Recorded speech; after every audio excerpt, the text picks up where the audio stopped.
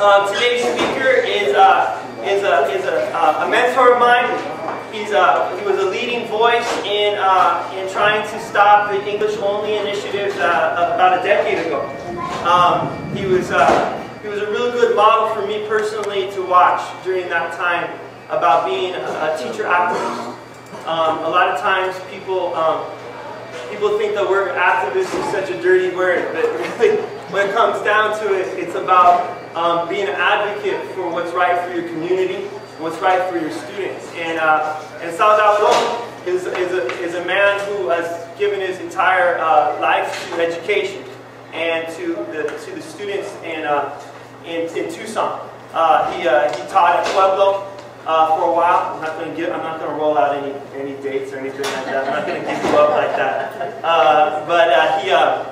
And then he's now a language acquisition specialist, right, for the district. And so what that used to be called, I believe, was bilingual education. And so Sal's with us today to talk about those issues because we're fully expecting that the plan that's coming out by Dr. Holly and the post-unitary plan that I mentioned earlier will have elements that talks about the ELL community, the English language learner community, bilingual education, English as a second language type of policy changes. So we're expecting that to happen. So he's also an award-winning educator, and he's a large. I know he's a Goodman Award winner, which is Ken Goodman in the defensive teaching award winner from the U of A for his work advocating for language rights, linguistic rights of our students, and he's largely at fault for who I am. So as much as he's a great man, he's got his dirty money. Everybody Sal Gabaldon.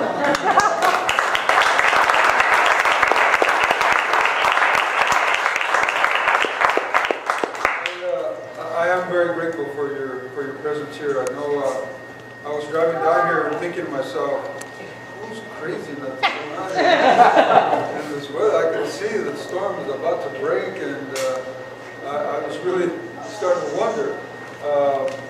But you folks came through, and I'm very appreciative. I want to mention one quick thing about Maestro Suarez that Curtis mentioned. When I graduated as a brand new teacher out of Cal State Northridge, my family, my brothers and sisters and I grew up in East LA. And when I graduated from Cal State Northridge, I had taken classes with Rudy Acuna. And Rudy Acuna was my first introduction to this concept of Chicano literature. We read a story called, actually an autobiography by Anthony Quinn called Original Sin. And the first half of that book talks about his mother and father, how they met, and how he was born in Ciudad Juarez. And that was my introduction. I didn't know there was such a thing as Chicano literature. It blew me away. And when I started teaching, my first teaching job in 1976 at San Fernando High School, the principal there said, "Hey, would you be interested in teaching a Chicano literature class?" And so I was all excited. You know, I had just taken this. And then I started to look around and said, well, okay, I can teach the Original Sin. What else can I teach? And, you know, Chicano literature, there was no internet to look at stuff. I went back and I talked with some of my professors from Cal State. I looked around and I found Mario Suarez and I found El Hoyo. And it was another revelation to me. It's the first time that Tucson entered my consciousness. Because when I graduated from Cal State Northridge, I received a recruitment letter from Tucson. They were looking for teachers. And I remember looking at the letter and thinking to myself, Tucson? What the hell was that? And I tore it up and threw it away. Right? And so when I later came to find these stories from Tucson, all of a sudden I had like a whole different attitude about Tucson. Wow, that sounds like a really interesting place. It's got a history. You know, my people have been there. It was just an odd coincidence how eventually my wife and I decided to move to Tucson, Arizona. We knew nobody here. We had no family here. We just kind of picked up, put everything in a U-Haul, drove down here, and we started working here. My wife was a registered nurse. She got a job at UMC. I started working in a little district around Rio Rico, the Santa Cruz Unified School District. So that was my introduction to Southern Arizona. I call this El Alma del Pueblo because that really, from everything I've experienced in Tucson, this idea of language and culture has been at the heart of it. You know, it really is the soul of this community. And it is one of the stark differences from my growing up in East LA.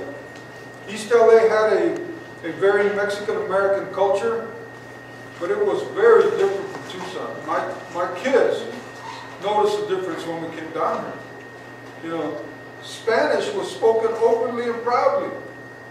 Where I grew up in East LA, Spanish was, you know, it was for those other people, the Mexicans. We were Chicanos.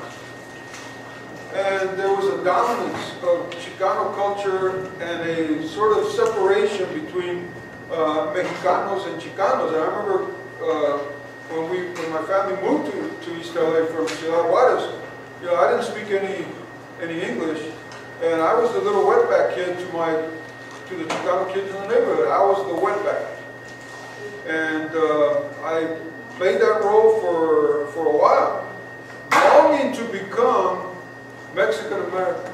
Because, you know, as a little kid, you want to belong. You want to belong to the culture.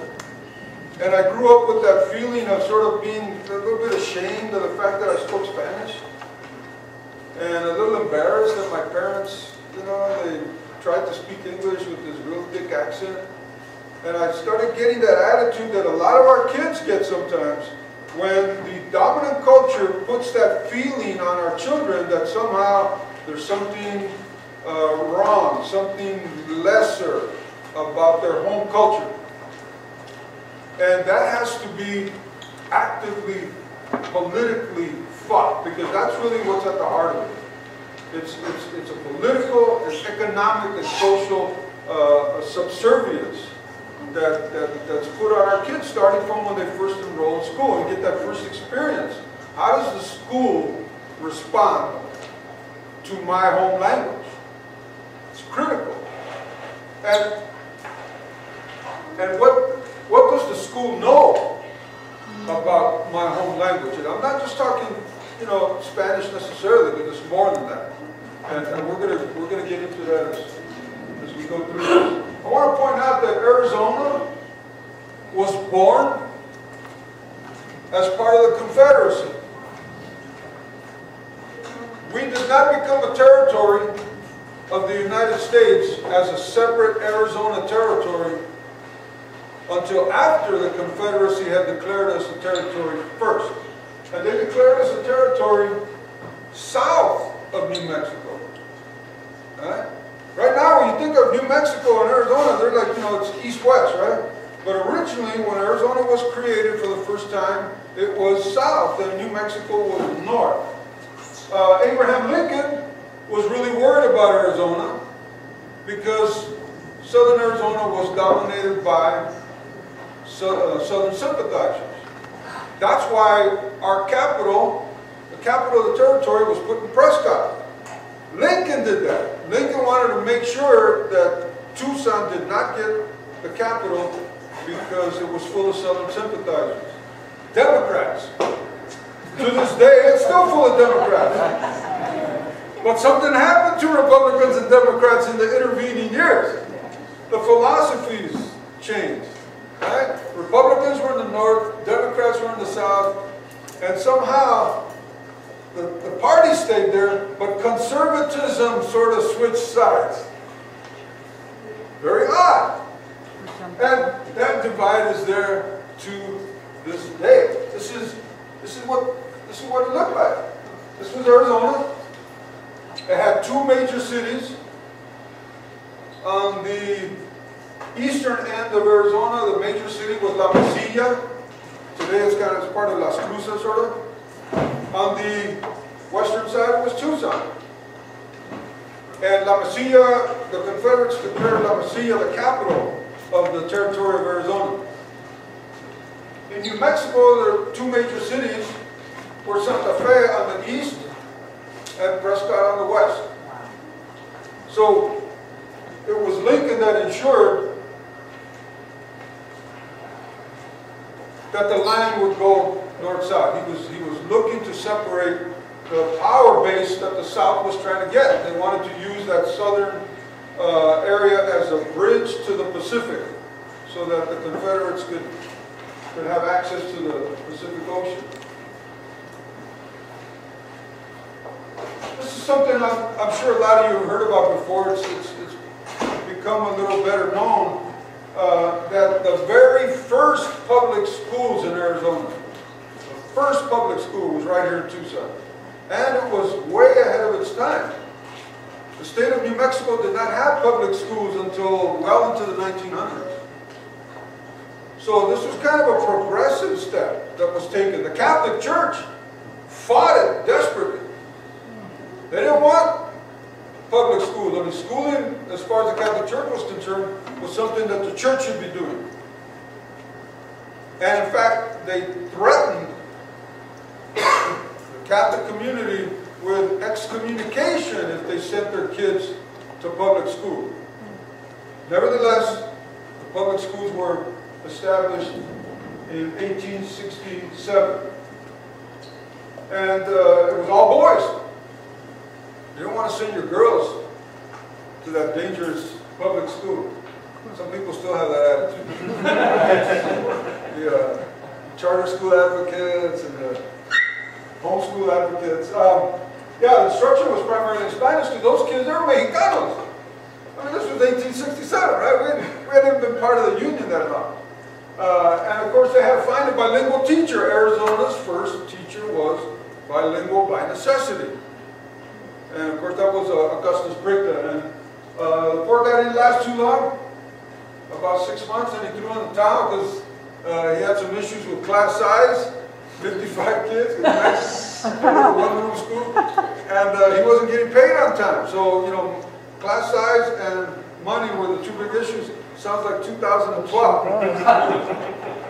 Right? And look at the kids. Sabino Otero, Plácido Velas, Antonio León. Those were some of those first students. But then the white folks came. And things started to change pretty rapidly. With the coming of the railroad, families, women, Anglo women, white women, started to reach the pueblo. Up until that time, most marriages were interracial involving Anglos because there weren't as many Anglo women. They were marrying typically Mexican women and white men. And so you see a lot of families that have last names that sort of cross cultures. But it wasn't until 1930, I mean, think about that. From the time the school started in 1867 to 1930, the majority of kids in Tucson's public schools were Latino kids. 60-some years. When Anglos, after 1930, when European American students became the majority, it was for a similar time period, about 60-some years. And then around 1998 or so, once again, it became predominantly Latino student population. So it actually was a going back. These people sort of had the idea that when Latinos became the majority, it was some kind of revolutionary, shocking new thing. No, it was actually a going back to the way things had traditionally been.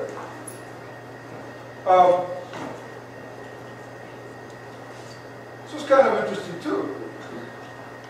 As German was our nation's second language at this time. Right? It was English was the dominant language and German second most commonly spoken language in the United States. And there were some fantastic English, German, bilingual schools throughout the country, especially in the Midwest.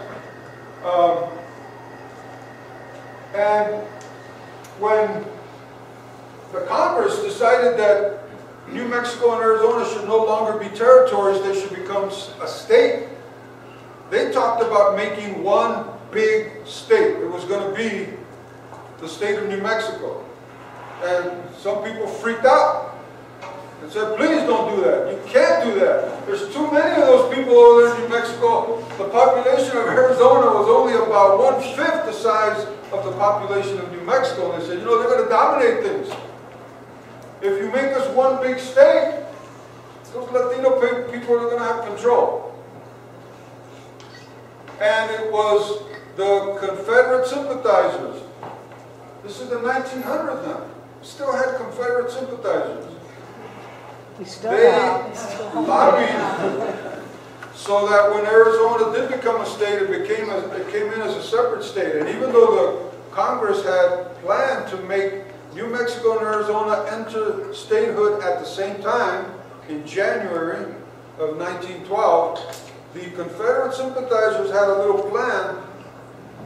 They deliberately delayed the signing so that Arizona came in after New Mexico, and they picked the date of February 14. Not because it was Valentine's Day, but because it was the anniversary, the 50th anniversary of Confederate President Jefferson Davis having signed the territory, creating the territory of Arizona for the Confederates.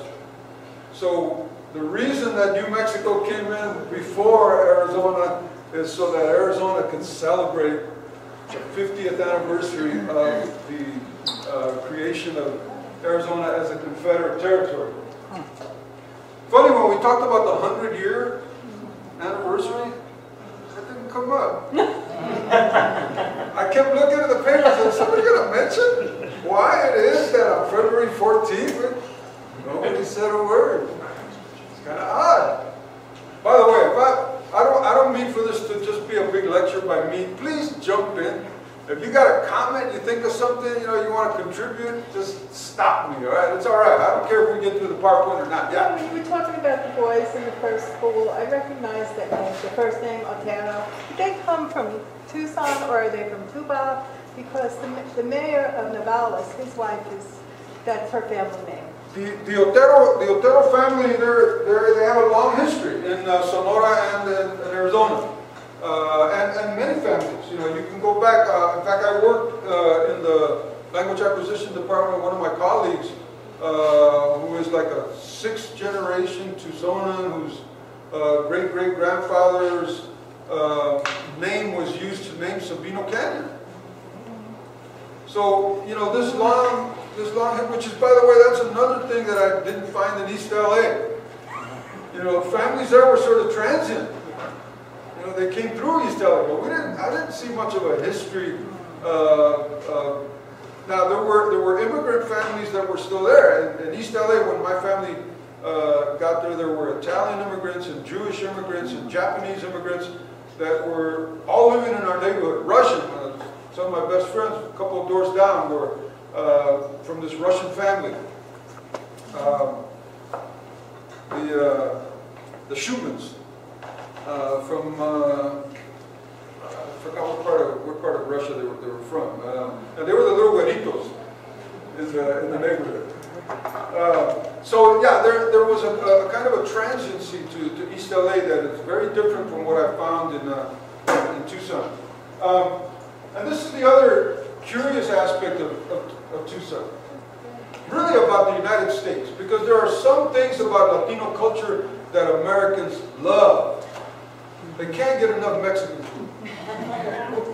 It's just, you know, the salsa and all this great stuff. I mean, there's parts of our cultures. If only the people didn't come with it. You know, if it was just a culture, it'd be all right. But it's the darn people that come with it. So this is a great example. By the way, this school unfortunately burned down. It was beautiful, and I'm sorry it's such a crappy picture, but you can make out a kind of a Muslim, Arabic, Spanish architecture to it there. And you know, I don't know how bright and sunny and wonderful the classrooms may have been inside, but that architecture is pretty stunning. And it was at a time when Tucson still had the ability to take pride in the way its schools looked. Now, in the 1960s, when the population exploded, we didn't care what the schools looked like. We just had to put them up, and they all looked like boxes. You know, you look at those East Side schools that were built real fast. You know, Sabino and Saguaro and Santa Rita, they're like cookie cutter schools. They're just like big boxes that were thrown together. But here, there was a real attention to detail, and it was pretty spectacular. But it was ironic, right? That at the same time that you're punishing kids for speaking Spanish, you're admiring the Spanish architecture. Was that brick or wood, or what is it? I'm sorry? Was that school brick or wood, or? No, it's kind of brick, but. Well, you know, I knew the story, and I can't remember it right now. I don't remember if it was a burglary or something that happened that resulted in the school burning to the ground. But it was the Drachma school before the Drachma that came before the one that's there now. It's had like 3 versions now of Drachma. And of course, the famous 1C program had a very strong influence on our kids. At the time that it was created, it was considered a very progressive program, because it was at least an attempt to do something before 1C. It was nothing. And it was kind of the experience that I had when I went to East LA. You know, the teacher that I had there, who just kind of sat me in the back of the class, she didn't know what to do. There was no ESL, there was no Bilingual ed, there was nothing at that little school. By the way, that little school that my own kids attended later, Lorena Street Elementary School, it was featured in that Waiting for Superman film that came out a while ago. That was the school that I attended, where I was expected to just kind of learn English on my own, and I did on the playground, like a lot of kids do. You know, I learned all the bad words. But like a lot of kids, it's not enough. You know, by the time I got to high school, I was ready to drop out, and I did. Never finished high school, got my GED when I was like 23. And the program amazingly lasted, even though by now, people had a pretty good idea before, you know, the last 20, 30 years, they must have had a pretty good idea. It wasn't working very well. But it went on and on for almost 50 years. So can I ask about that? So yeah. what kind of English immersion classes was this, like pull-out classes like the ones that they have now? Mm-hmm. It was the philosophy that's being used now. The philosophy was this: we'll separate these kids, put them in a separate room, just try to teach them English. And the hell with everything else. And a year, and you know, the other stuff, that's not as important. They got to know English first. In fact, I've heard the members of the ELL task force say this explicitly, that you can't learn content. These kids can't learn math, science, and social studies until they've learned English. Right? That's the view. Which Einstein would probably find that surprising, because he did pretty good at math and after he left school, and he didn't speak much English at all at the time. So, you know, it's the idea that schools somehow are incapable of teaching math, science, and social studies to kids until they've known English.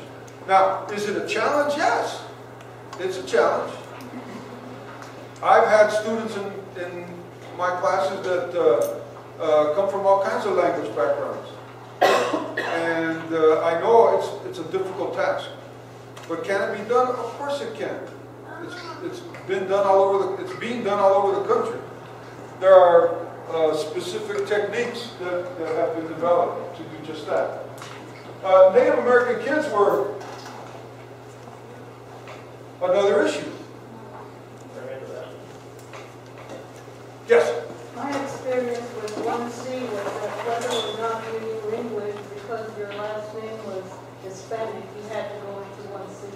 That's a good point. My mother didn't agree with that, so she put me in parochial school. You had a wise mom. Yes. You had a wise mom. Yeah, that's right. Because, think about this. I mean, we have what are now considered very sophisticated language proficiency tests, right? To decide if a student knows English or not. But they didn't have those things back then.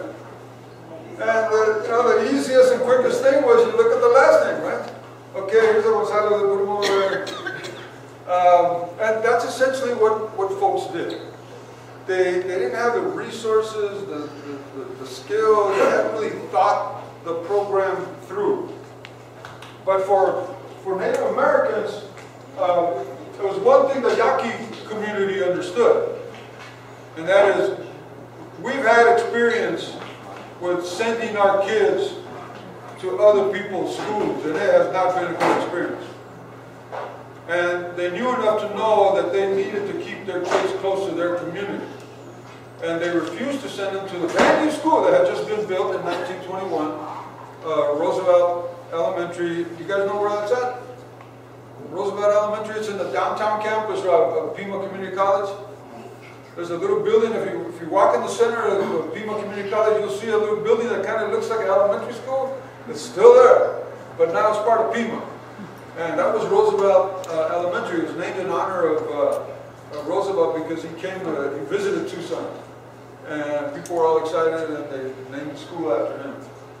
And it wasn't until the 1970s, though, that TUSD got around to actually providing Yaqui trilingual program along with English and Spanish. Unfortunately, it wasn't sustained. African American students had a separate experience, and the first colored school was established in 1913. This was from a little later. This is 1918, the Dunbar School. Later it was named Spring Elementary, or Spring Middle School, I think. Spring Junior High. But even though officially segregation ended, Mexican and black students were still segregated because of the way the district was creating attendance areas. And so we were still largely kept separate from European American students. Then you had the 1974 suit, Fisher Mendoza, challenging the segregationist policies of the district. And when an agreement was hammered out in 1979, the district was allowed to start securing tax money. And because of the tax laws and the way things worked out, most of that tax money eventually started to come from the state. Piss the state off. Right? And as they saw our desegregation budget increase over the years, they got angrier and angrier. Why should we, mostly white legislators, be funding these special programs that are for those minority kids? They're not our kids. That was the attitude. They're really not our kids. And it's costing us a lot of money. And so the fact that there was a Black Studies department and the fact that there was a bilingual department now being paid by state funds is kind of what set things off. Now, there had been a bilingual department before then, back in 1969, but that was being done through federal grants. So the state didn't mind as much. Well, that's those crazy feds, you know. They're doing that minority thing. But when it became the state money, then it became more of an issue. And of course, eventually that became more than $50 million a year. And it was a lot of money. And so they decided, first they threatened, and then they started to take action. One of the first things they did is they went after bilingual education. And the voters approved Proposition 203, right after California approved it. California's law was a little different though, and bilingual education was still being offered in a lot of places in California because of that difference in the law. In Arizona, they tightened up the restrictions, and when Tom Horn was elected in 2002, he tightened them up even more. He said that TUSD was handing out waivers for kids to be in bilingual education like they were candy. And, you know, my response was, what's wrong with that? A waiver is a form. We can hand out as many of those forms as we want. The law said that as long as the parent asked for it and the child qualified, they could get it. And guess what? Most of our kids qualified. Because again, the law was written in a real stupid way. These people have no clue about language acquisition. They wrote that law in a very bizarre way. So one of the things that it said was, it said that any kid who was an ELL could still get bilingual education as long as they passed the oral part of the test. Well, as most of you I'm sure are aware, the oral part is the easiest part of English to pick up. You know, you start speaking English in a few months. That's no big deal. What takes a long time is learning the literacy part of it, right? Being reading and writing proficient is much harder. It takes longer. So the fact that the law said that you can qualify for a waiver just by being orally proficient, shoot, 75% of our ELLs were orally proficient. So we said, oh, okay, no problem. TUSD continued to hand out bilingual education waivers, and we had thousands of kids after Prop 203 that continued in bilingual education. But Tom Horn was looking for a way to make that go away. And if the law wouldn't do it, then he'd look for other ways to do it. Now, there was a part of the law, a very insidious part of the law that said, if a school doesn't want to give anybody a waiver, even if the kid qualifies, they don't have to. That's the reason most of us that fought against Prop 203 fought against it, because we knew what was going to happen. That most school districts were going to say, you know, why bother? It's too much of a hassle. Politicians are going to get mad at us. Let's just not do bilingual education. And that's what happened. It wasn't the law. It was decisions by individual school districts, by individual state superintendents and district superintendents and school board members to not fight for bilingual ed. Because if they had wanted to, they could have. TUSD did. We kept offering bilingual ed to thousands of kids within the law. Because we bothered to fight for it. The community supported us. You know, the district didn't do this out of the goodness of their heart. It takes political action. It was the support from our community that said, you will do this.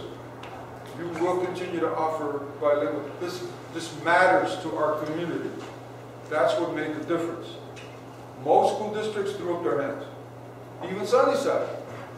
They fought it for a while, then they gave up. Today, Sunnyside has no bilingual ed. Could they? Yes, they could. ADFI had a bilingual program. They gave it up. The day after the law passed, they gave it up. So they didn't have the community support. That's what made the difference. Sal, how many schools in TUSD continue to have bilingual classrooms? I'm sorry, say again? How many schools would have bilingual classrooms that are using bilingual pedagogy in TUSD? Today? I can think of 4, or more than 4. Yeah, there are 7 elementary schools that offer bilingual education in TUSD today. There are 3 middle schools, and there's 1 high school. Now, the number of students that are participating in bilingual ed is relatively small because things that Tom Horn did in particular eliminated a lot of ELLs. And bilingual education is fine as far as Tom Horn's concerned, as long as the kids are in the ELLs, because that way it doesn't cost the state extra money. Right? That was one of the big issues. And you know, they say follow the money. It was at the root of this thing. If the student was an ELL in bilingual education, the state had to pay an additional approximately $350 for every kid per year for their education. And what the state legislators believed was that school districts were deliberately not teaching English so that these kids would remain ELLs and English language learners, and that way the districts would get that additional money. We were ripping them off as far as the legislators were concerned. And so that's why they were looking to eliminate bilingual education. Bilingual educators were deliberately keeping kids as monolingual Spanish speakers. Now I know from my own experience, you can't stop kids from learning English. English is a sexy language, the language of rock and roll. It's the language of computers and the language of so much of our world culture. And kids take to it like a magnet, attracts tax. I mean, it just, you learn that English has a certain status, and you can get that status by becoming an English speaker. And immigrant parents understand that. An immigrant parent, I've never met an immigrant parent that said they didn't want their kid to know English. Right? So that's just a false belief that somehow you can keep kids from learning English. They're going to learn English. Now you can keep kids from becoming literate, but you can't stop them from learning English. But Tom Moore was trying all kinds of tricky stuff. And one of those things he did is, he wanted to get rid of those bilingual teachers, so he said, oh, you know what, a lot of them have accents. And kids can't learn English from those teachers with heavy accents. So one of the things he tried to do was institute a policy that would remove them. He eliminated the 3 questions that we asked to find out if we needed to give an assessment to see if a student was in ELL. And he changed the test. And guess what part of the test he changed? He changed the test, now called the Azella test. He changed the test so that the oral part became the main part.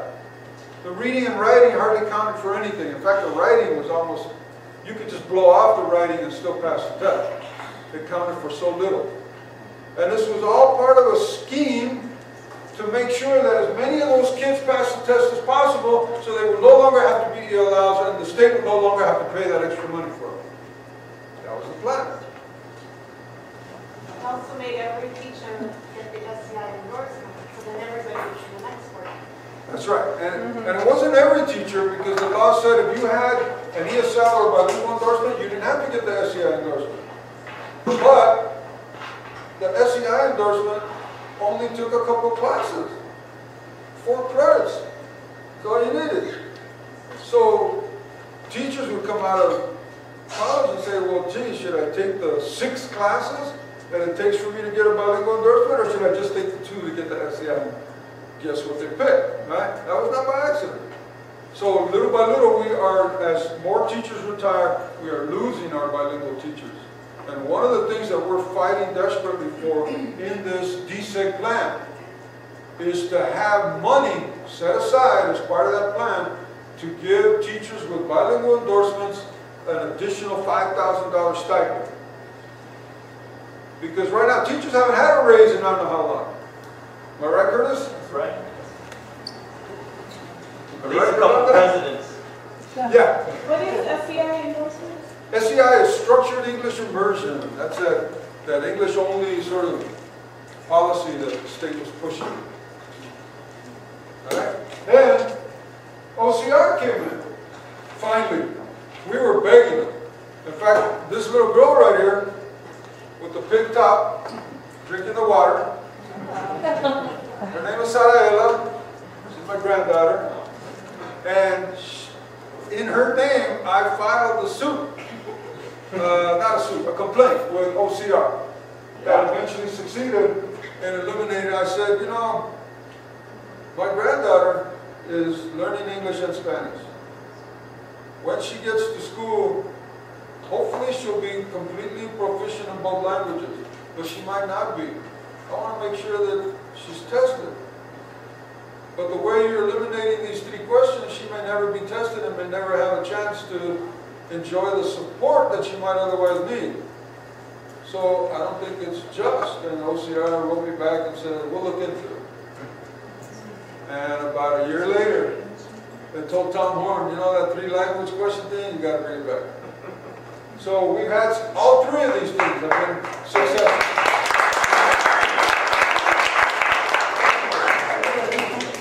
So I'd say that OCR letter. It'll become a family document. Did you say what OCR? Office for Civil Rights. It's the Federal Office for Civil Rights.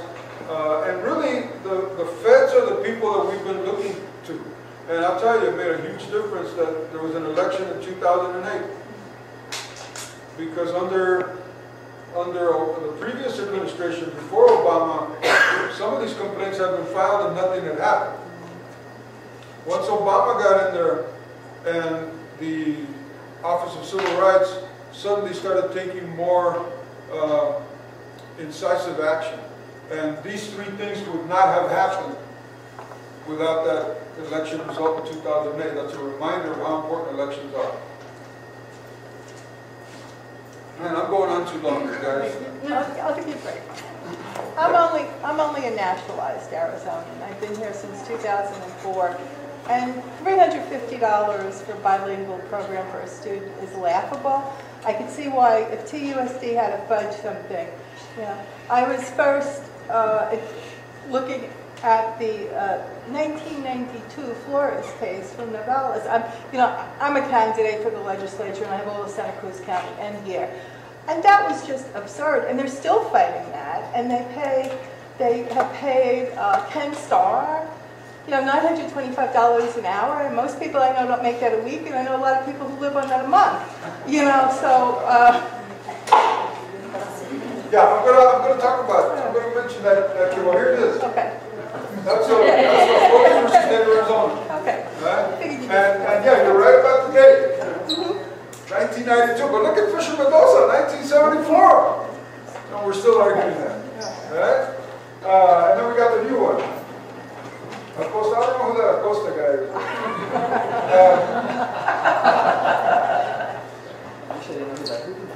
Yeah, right. But we are waiting breathlessly for these results. Now, it's been more than a year since the last hearing in Fisher Mendoza ended. It ended in March of 2011. Here we are, July of 2012, and we've sent letters to the judge saying, Your Honor, what's going on? No decision. Now, part of it is understandable. We had that horrible incident where those people were gunned down at the Safeway, and one of the people killed there, you may recall, was a judge, a federal court judge. And the judges, in particular the judge from the Flores case, Judge Collins, had to take over the duties and responsibilities of the judge that was killed. So that's part of the answer. But another part of the answer is that Republicans at the federal level in the Congress have been deliberately holding up Obama's appointments to the judiciary. So the courts are overwhelmed, and that's one reason that things have sort of gotten off track. So I hear this complaint from people all the time. What is it with these Mexicans? God, they gotta have bilingual ed. My parents came from Italy. They never had, we didn't need that stuff. Why do you guys? And, my response to that, well, I can't say it publicly, but what I bring up is, bilingualism and biliteracy is not a Mexican thing, that's a world thing. All over the world, people understand that it's a good thing to have more than one language. Now, is it important to have a national language, a common language? Sure, that has its advantages. But you don't have to wipe out languages to have a common language. You can have a common language, and you can also have other languages. Right? Totalitarian governments don't seem to understand that. The communist Chinese, supposedly communist Chinese, I don't know if they're capitalist Chinese now, they mandate Mandarin at all their schools, even though they're a multilingual nation. China has something like 50-some languages that are spoken within their national boundaries. You know, from Mongolians to Tibetans to, I mean, there's just a series of minority languages that are spoken in China, but it's a totalitarian government. They don't allow any other language but Mandarin. They impose Mandarin on their people. You would think the United States had a different attitude. Maybe the United States does somewhat. Arizona doesn't. Arizona might as well be China, right? They want to impose the language to the obliteration of other languages. Soviet Union tried that. They wound up with things like Chechen rebels, right? Because the Soviet Union is a multilingual nation. You can't be a huge world-class country without being multilingual. It's just, it goes with the territory. Because you're going to encompass a lot of cultures, a lot of people, you're going to have a lot of languages. So, if today the United States recognizes Spanish as its second language, and it's pretty evident that it is, we have something like 50 million speakers of Spanish in the United States. And it's the #1 language that English speakers study in school. It is our nation's second language. What's wrong with that? Why you gotta attack it? It's like somebody having a contest and naming the 3 most beautiful states in the United States, and then some wacko coming out and saying, no, don't look at the second and third ones, only the first one. What? You can be proud of our nation's #1 language, but don't look at the other ones, especially #2.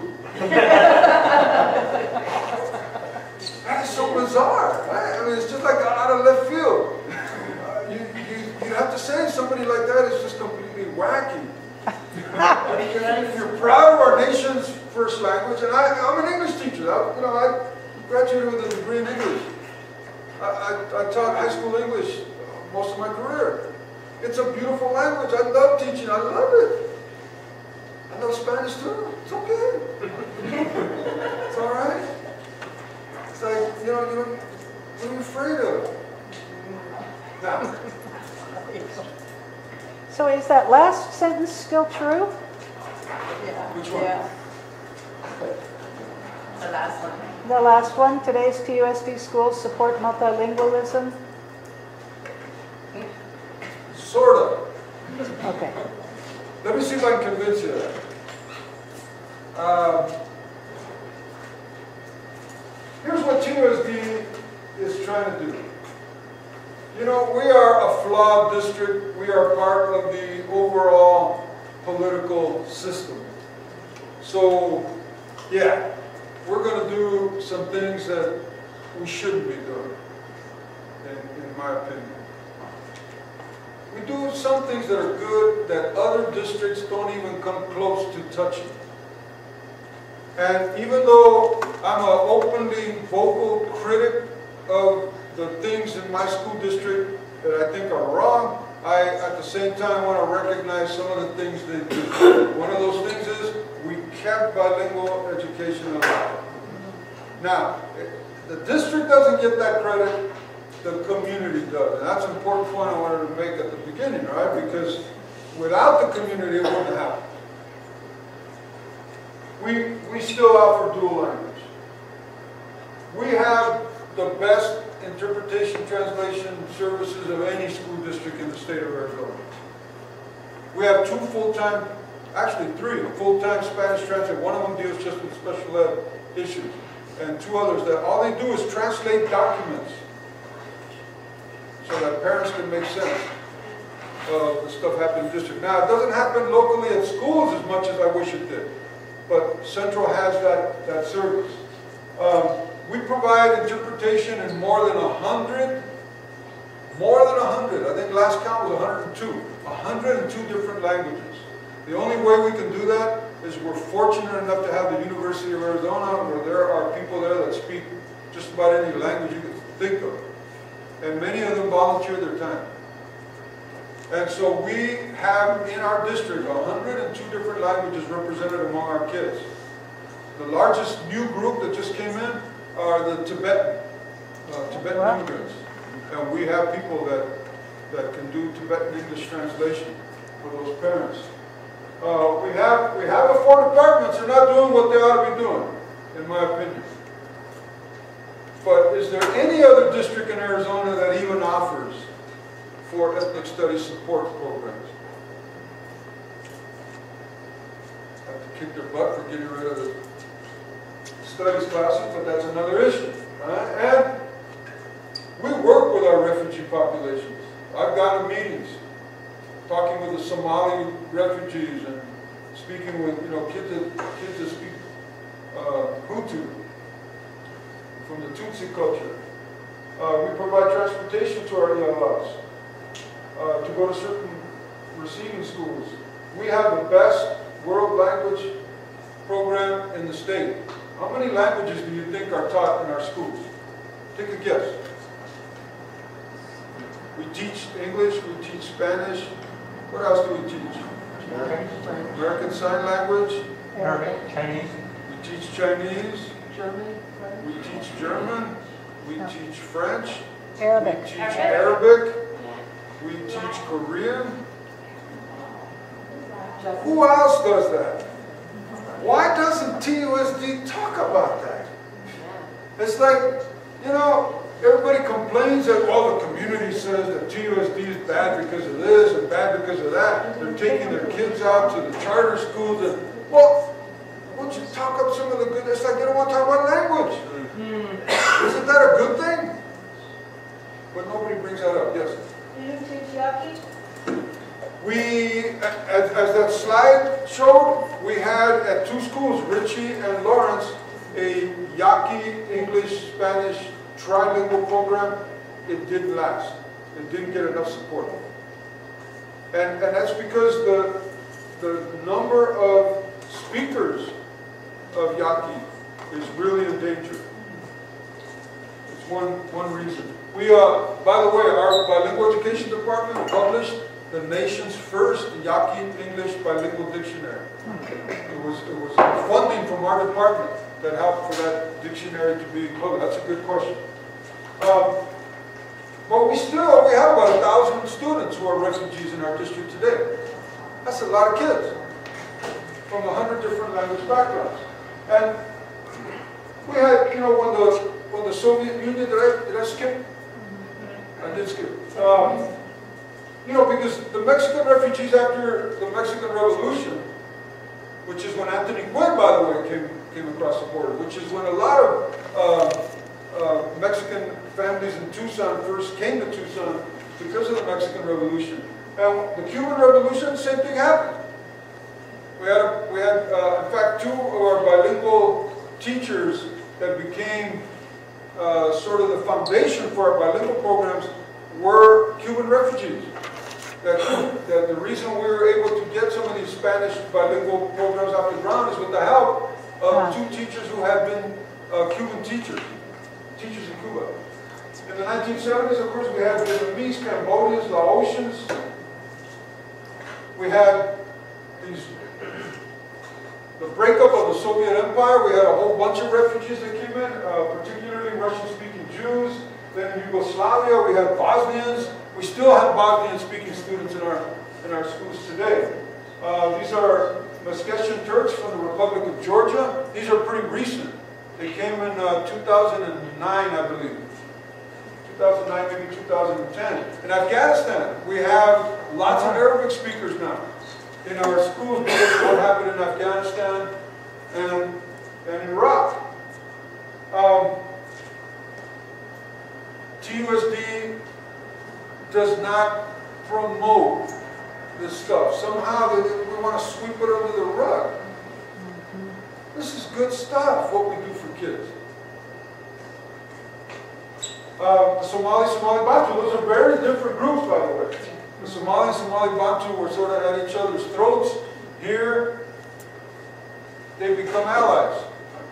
In Tucson, Republic of Burundi. These are the newest ones I mentioned earlier, the Nepalese. And I had a conversation with some of the Nepali parents, and they were saying, you know, people stop me in the street and they want to know if I speak Spanish. Well, you kind of pass for Mexican. Kind of looks like my uncle, ¿cómo se llama? Fernando. Got kind of dark skin. I don't know if there's like an Asian connection with our Native American roots. But yeah, it's a shared experience. Welcome to Tucson.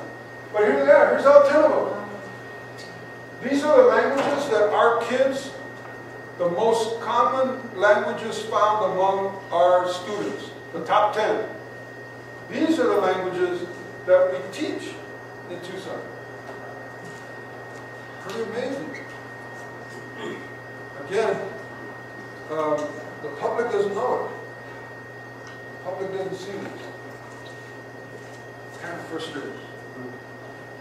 All right, I'm just going to end with, man, I went on way too long. Get us on. No, it's not bad. I didn't mean to take this long, I swear. 25 after 6? I hope I'm not boring you to death. But let me close with this. If people keep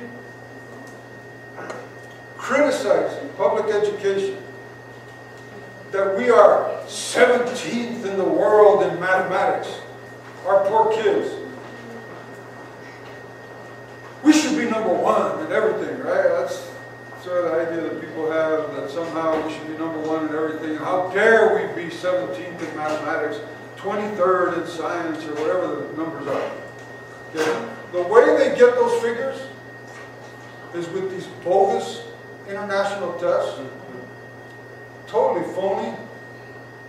Give you an example. They compare the United States to little countries like Iceland that have 300,000 people, where the United States has 300 million.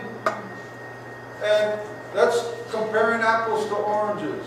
That's a false, phony comparison. That's the only way you get the United States to be 17th. Yeah, you throw in Luxembourg and you throw in Switzerland and Iceland, and you might get 17th. But when you look at world-class nations, you look at the top 25 nations in the world in terms of population. What are the biggest nations? 50 million people or more.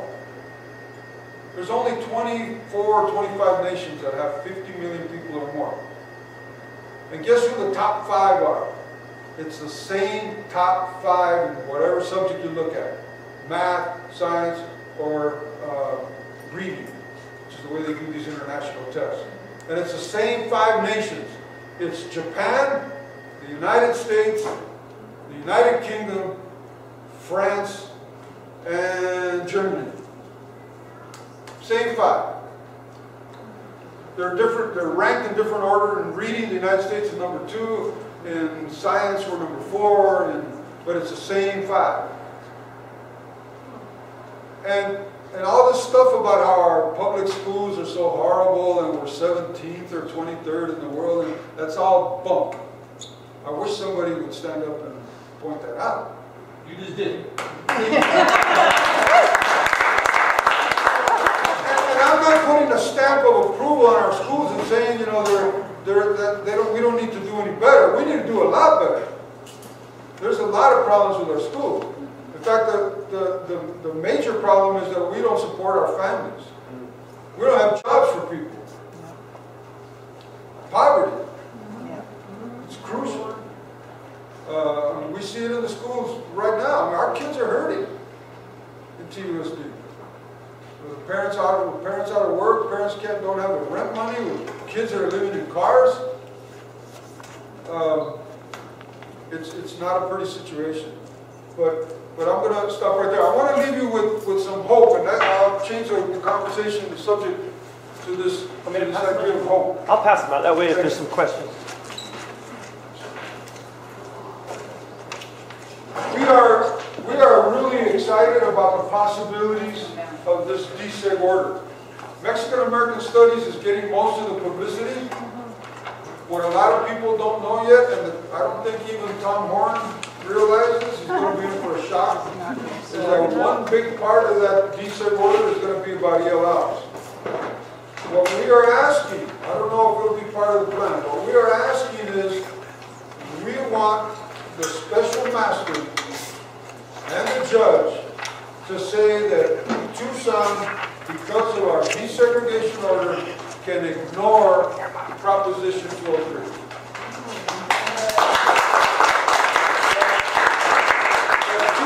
No longer have to apply for a waiver to participate in bilingual education. That any student can participate. That we can provide this student service to our students because it's what they deserve. It's the highest quality program, and that's what we're looking to do. And one of the ways we hope to promote this, if you look at the document we're handing out here, we are promoting a thing called the Seal of Biliteracy. California is doing this right now. We'll be the only district in Arizona to do this. California has a support from the state legislature. The governor signed this. We're never going to get Brewer to sign this, so we don't expect any help from the state. We're just going to do it as TUSD. Maybe we can get Sunnyside to join us and have Sunnyside start providing a seal of biliteracy to their graduating kids. Maybe we can get Catalina Foothills to join us. You know, Catalina Foothills is doing their Spanish for all their elementary kids program. What if they gave their kids a seal, a biliteracy seal? We might be able to do it as Pima County, providing a seal of biliteracy. And in order to get kids on the path toward biliteracy, we want to offer something to our preschool kids and to our kindergarten kids, and so on up the road. You can see in the document there we sort of outlined the stipulations. And I don't care if the kid speaks Burundi or Vietnamese or Yaqui or whatever it is that the child speaks. I want to recognize that kid for his language abilities beyond just English. And if he's acquiring English, I want to recognize that in the kid too. Because that changes the culture. The idea that, hey, you get an award because you're proficient in more than one language. It's not something to be embarrassed about. It's not something we're going to sweep under the rug. It's something we want to praise and promote.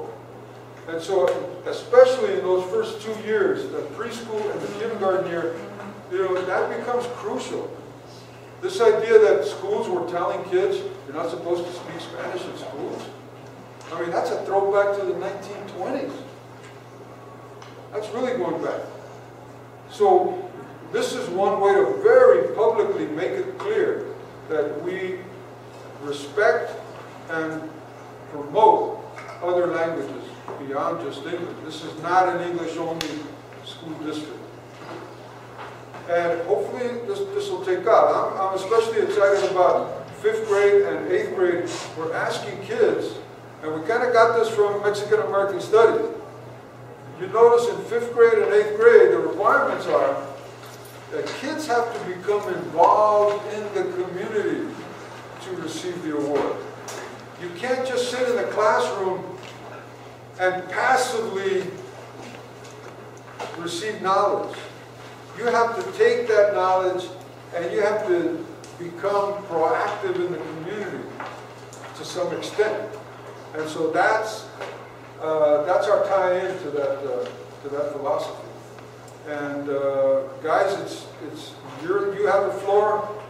Any comments or suggestions or responses you'd like to make? Yeah. So how do we make sure that that the plan, when the plan comes out, and what you know is it has public input, correct? It's going to have public input. And that's a double-edged sword, especially the way you establish the fact that language is a controversial issue and it comes with a lot of negativity. How do we make sure that the progressive ideas part, just going back to the bilingual education model, how do we make sure as a constituency that we get that voice heard? What are your ideas about The same way that we're going to bring back Mexican American Studies. Okay? The same way. It's political action, it's resistance, it's voting, it's getting candidates to run for school board. There's nothing magic about it. It's hard, dirty work. Knocking on doors, everything that you're doing for Mexican American Studies, that's what we have to do for bilingual education the same way. And the community in the past has always risen to the occasion. We'll see. I'm hopeful. By the way, this is still in the planning stages. I had hoped to get it to the school board this summer, but we weren't able to do that. Maybe in September, along with all the other interesting things happening in September. We might get the school board to approve this the seal of biliteracy. We have a bunch of kids that qualify now. Kids are going to graduate next year. I want those kids to have a seal of biliteracy on their diploma. And if we can get things going in September, it'll happen. So how hard is it, just on the off chance that this board won't pass something that's as much of a game changer as this? Will you be able to bring it back to the next board, which we hope will be much better? We certainly hope that we'll have a more favorable school board at some point. But let me say this. It would be very difficult for any school board member to act against this. This is totally positive. There's nothing they can, what would they criticize here? You want to recognize kids developing biliteracy? Was that a bad thing? Even Tom Horn gives lip service to bilingualism. He just doesn't want anyone else to have it. Right? He talks about promoting, our schools for the world, what do they call it? The world of the global society. Right? And that you have to have more than one language for the global society. At the same time, he's trying to keep kids from bilingual education, so he's sort of talking up both sides of the mouth. But this is a very difficult thing for a school board member in Tucson, I think, to oppose. I'll be shocked if they refuse to. You're not putting funds attached to it. What's that? You're not asking them to allocate money. So, Yeah. that would be something different if there were funds attached. And that's why it doesn't cost a lot of money, so it's not like, they're going to say, well, we can't afford it. It's very simple. In fact, I'm sure businesses would even volunteer money to buy the little, trophies that we might give out, or ribbons, or those graduation things. What do you call it? I never graduated, so I don't know.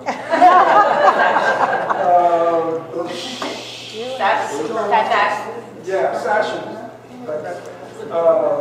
There's all kinds of ways that you can recognize kids with some kind of a plaque or award, and it doesn't cost very much. The key thing is to provide the instruction so that kids can become biliterate. And being bilingual is not enough. You want not just bilingualism, you want biliteracy. Kids that can read and write. Yes. Yeah, since you have a preschool component, I hope you're getting help from the First Things First, because they have a lot of information about learning at an early age. And oh my goodness, I wish I had bilingual education at preschool. And the other thing I advise you to do is for international business. Being bilingual in this area is mandatory. Yeah. Top 3 languages on the internet. Number 1, English. Number 2, Chinese. Number 3, Spanish. We are fortunate enough to have 2 of those as our number 1 and number 2 languages in our country. That's an advantage. We talk about wanting to compete in the global language and we ignore one of our major advantages. It's bizarre. Yeah, but it goes back to something I heard at the NAVI conference, which is it's amazing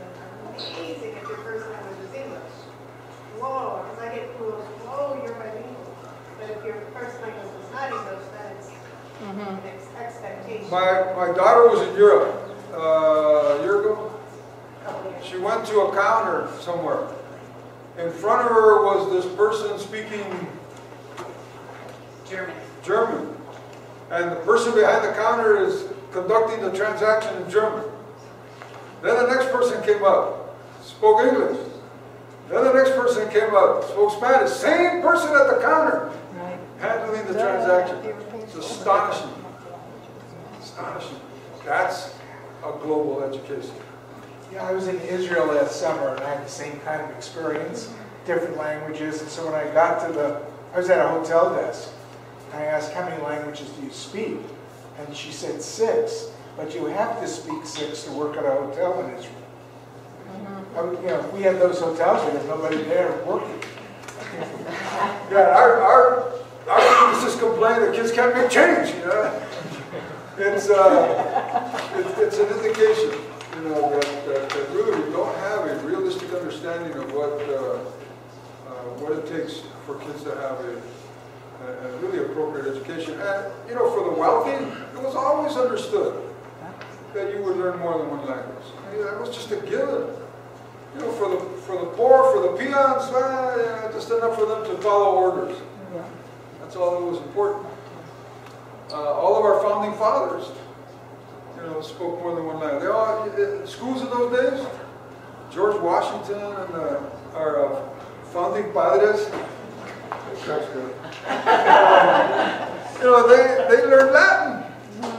The Latin was part of the basic curriculum for kids that were getting a decent education back then. Kind of a basic question to go back to the immersion history you gave. What does 1C stand for? Yeah, you know, a lot of people, it's such a weird thing, 1C. The only reason I know, I've never read it anywhere. The only reason I know is because I went to school in the 50s. In East LA, kids graduated at the semester. So when you were in first grade, if you started school in September, which is when school started there, you were in first grade A. But if you were one of the kids that started school in January, you were in first grade B. And so they had an A and a B. Well, if you had a separate group, they became C. So it was first grade C. You already had the A and the B, and then you had the C. That's why we call it 1C. So not here, as I recall, A was first semester, second was second semester for English speakers. If you were in a school that had 1C, that was non-English speakers, and it was brutal, and the flunk-out rate was close to 80%. They learned English, but they learned something else, and that was to despise school. And they dropped out in 8th grade, which was the year they dropped. It was a shame. You know, that's a real good point. You reminded me of something else. Just like today's structured English immersion that the legislature supports, that 1C was supposed to be 1 year. But there were kids that stayed in there 2, 3, or more years. Well, this Proposition 203 said that kids are going to be in structured English immersion for 1 year, and guess what? They're in there 2, 3, 4 more years. Because language doesn't, you know, if you want literacy, it doesn't happen in a year. It takes, you know, there's exceptional kids, especially if they're literate already in their first language. They can pick up literacy really fast, relatively fast, maybe a couple of years. But for the majority of kids, you don't do it in 1 or 2 years. It doesn't work that way. And I was one of those kids fortunate enough. I had gone to school in Ciudad Juarez for 1 semester. And in that semester, I had learned to read Spanish. Spanish is pretty phonetic and it comes pretty quick. And so I knew how to read Spanish. And I was thrilled that I was literate. I remember coming home from school reading signs to my mom. Mira mamá, dice abarrotes.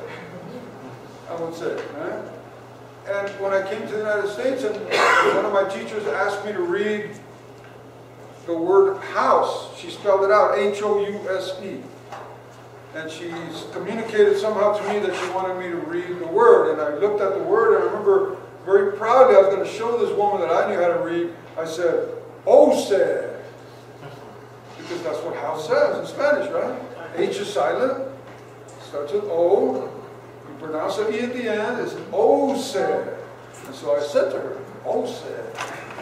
And very proudly, and you know, the teacher kind of shook her head, and she said, "It's house." And I remember thinking, esta pobre vieja no entiende cómo. I was so confident that I knew how to read. Welcome to that house. House is J-A-U-S. That's house. That is Ose. So, you know, I was that confident, and you know, having confidence like that for a kid makes a huge difference. Yeah. So I was angry that she was telling me I was wrong. I was determined to figure out why it would have to be house instead of Ose, and that gave me a motivation. You know, but I might have had a very different reaction if I had never been there, because first of all, I had no clue what house means. That the letters had certain sounds. None of that stuff would have been part of my understanding already. I might have been one of those kids that sort of starts out with a very negative attitude toward reading. And that slows down kids' learning. So thank you for reminding me of that.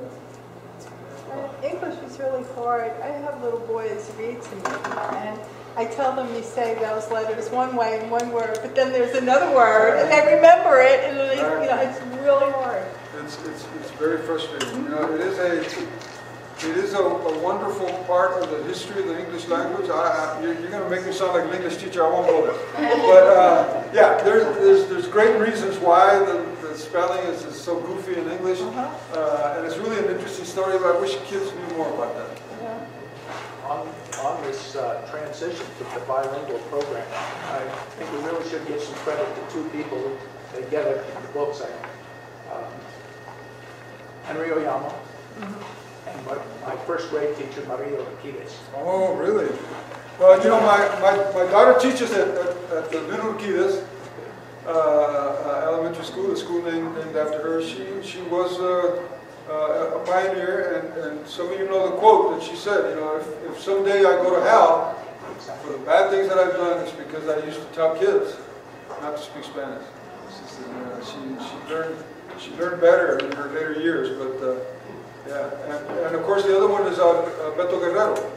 Alberto Guerrero was one of the three pioneers that helped to get bilingual education off the ground. It's interesting that two of those three, at least two, maybe even Maria at one point, were secondary teachers.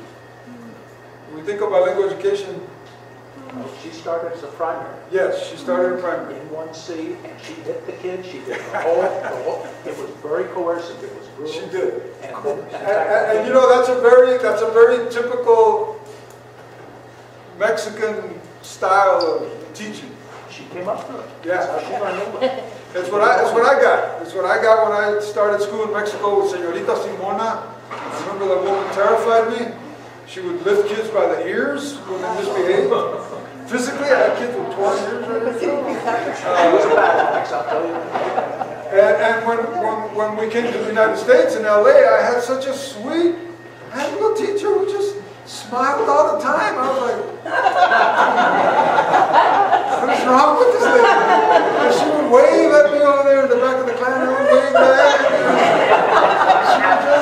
She was just the nicest. She'd sit on the floor and read stories to us. I was like, wow, this is all right. Totally different from my experience in Mexican school. It's when she was asked, because she was so mean, right? I mean, that's all you can say. I think the last time I saw her, I was in high school, and she would say, maybe you're still in school and didn't flunk out. Oh, that was her.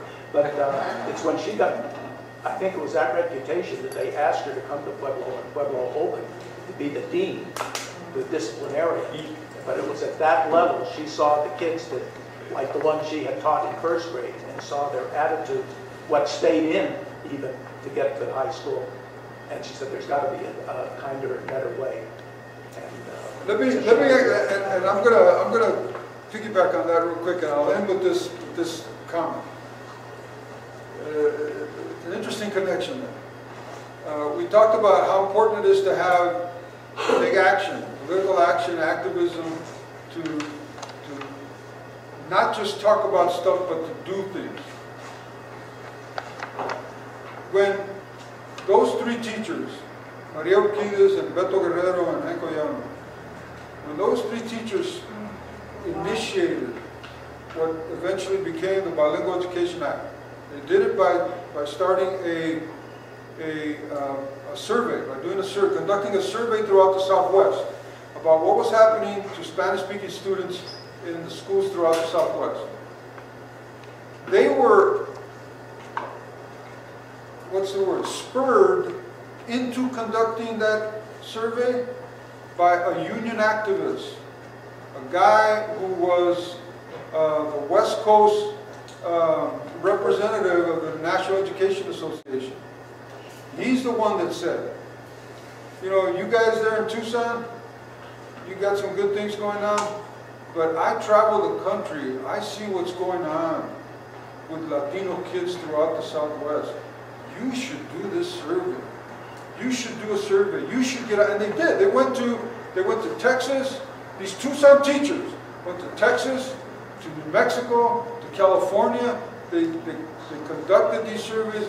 Eventually, from that action spurred by a union organizer, we got what became the Bilingual Education Act of 1972. So, you know, it takes action more than it does just words.